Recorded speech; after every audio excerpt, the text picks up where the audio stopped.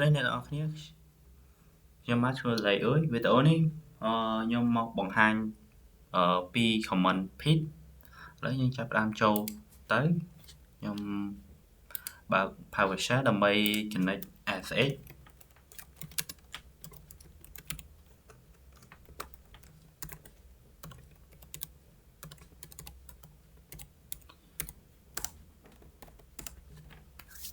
ឥឡូវយើងចាប់ផ្ដើម connect បានហើយមុនដំបូងគឺយើងឆែកមើល user name who am I នេះគឺ connection របស់ខ្ញុំuser របស់ខ្ញុំឥឡូវយើងចាប់ផ្ដើមចូល comment ទី1គឺ ls.lx comment នេះគឺវា show ទិន្នន័យដែល detail បំផុតគឺវា show មកជាប្រភេទ file មានជា date មានអីហ្នឹងហើយមាន date add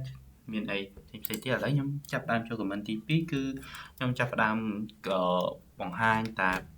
3ខាងលើនេះតែខ្ញុំចង់ឲ្យវាឃើញតែ3ខាងលើហ្នឹងគឺខ្ញុំប្រើ ls.lx ហើយបន្ទាប់មកគឺយើងប្រើ pip នេះគឺជា comment pip យើង say hat ដក3នេះគឺដកចំនួន3ដែលនៅរាប់ពីលើមកក្រោម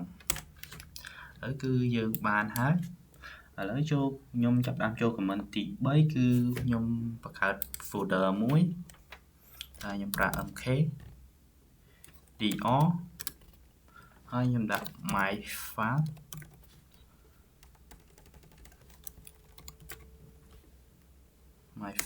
ហើយខ្ញុំ ls ដើម្បីមើល file ហ្នឹងថាខ្ញុំបង្កើតបានហើយនៅបាទនេះគឺជា file របស់ខ្ញុំហើយខ្ញុំចាប់ផ្ដើម cd my file ហើយខ្ញុំចាប់ផ្ដើមចូលម្ដង file ហើយគឺខ្ញុំចូល comment បន្ទាប់ទៀតគឺ comment nano នេះខ្ញុំបង្កើត file មួយគឺ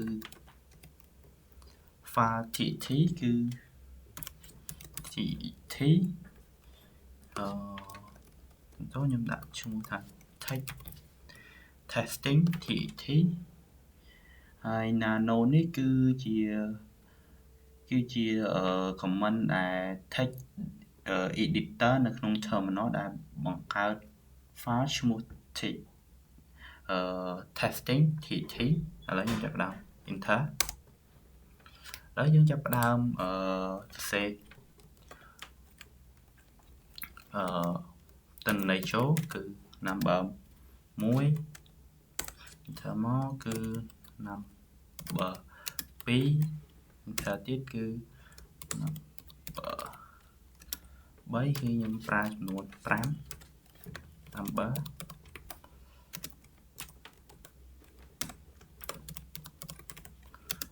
ទី5ហើយបន្ទាប់ពី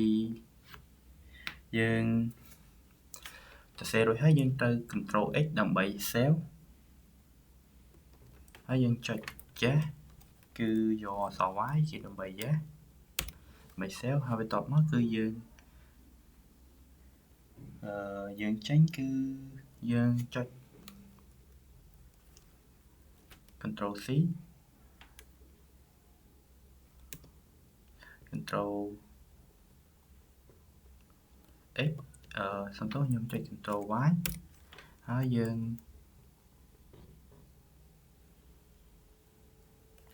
enter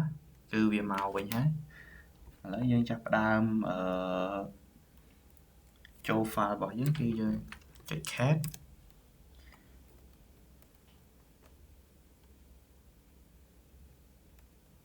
យើងចាប់ផ្ដើម cat testing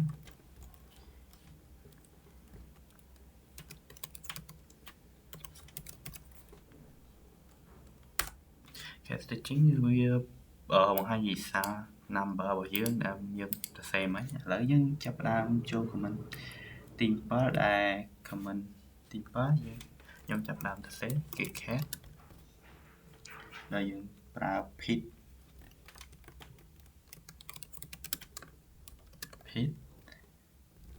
n line head ដក3ហើយគឺមាន comment ថ្មីមួយគឺ comment ln nl គឺ comment នេះគឺជា line number គឺវានឹង set លេខនៅខាងនេះគឺរាប់ពី1 2 3ហើយខ្ញុំសាកហើយខ្ញុំចាប់ផ្ដើម enter អូសុំទោសខ្ញុំ comment ខ្ញុំភ្លេច testing នេះខ្ញុំភ្លេចដាក់ tt ហើយយើងដកទៀត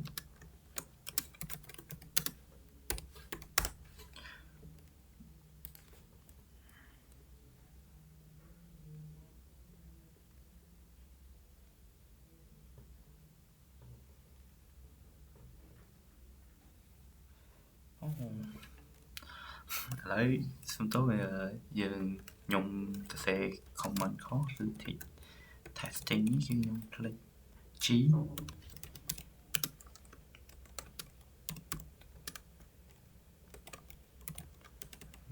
យើងម្ដងទៀតឥឡូវយើងវាចេញ result មកហើយគឺបែបនេះហើយខ្ញុំចាប់ផ្ដើមចូល comment បន្ទាប់ទៀតគឺ cap ដដែលខ្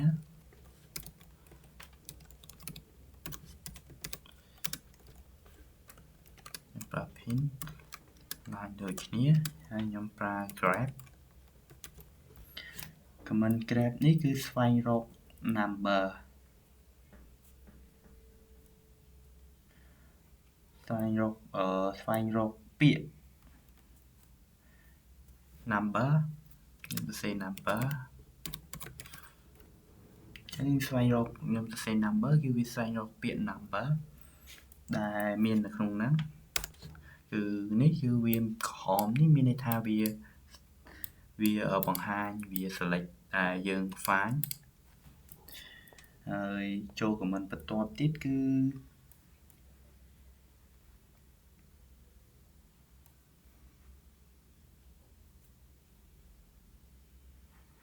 comment ប្រកបទៀតគឺយើងចាប់ផ្ដើមចូល comment តទៅទៀតខ្ញុំសូមចេញសិន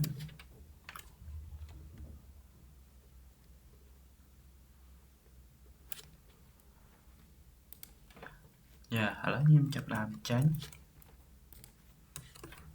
ញពី folder my file នេះហើយបន្ទាប់មកគឺខ្ញុំប្រើ comment ចុងក្រោយគឺចាប់ផ្ដើមសរសេរ comment ចុងក្រោយគឺ ln ls.lx គឺ nl ហើយតមកគឺ tab 13អានេះគឺ comment ថ្មីមួយទៀតហើយគឺ comment tab នេះគឺចាប់យកពីក្រោមទៅលើវិញចំនួន3ដែលខ្ញុំដក3នេះគឺមានថាចំនួន3 tab នេះគឺចាប់ដើម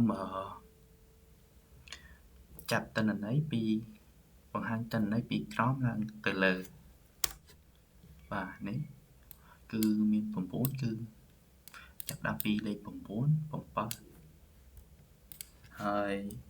បាទ comment ដែលខ្ញុំថ្ងៃនេះចង់បង្ហាញគឺមានតែប៉ុណ្ណឹងវីដេអូនេះចប់តែត្រឹមហ្នឹងណាបាទ